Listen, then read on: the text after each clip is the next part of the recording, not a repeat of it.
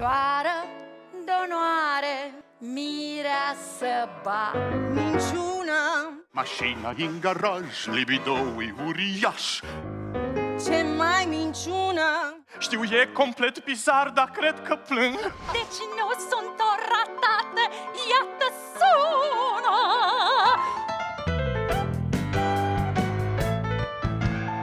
Eu uneori când sunt foarte atentă închid ochii. Ce? Am uitat să pun balsamul de rufe. Mă place! Asta da întâlnire! Ar trebui să aduc și niște... Prezervative. Vin. Tu vrei cumva să mă agăți?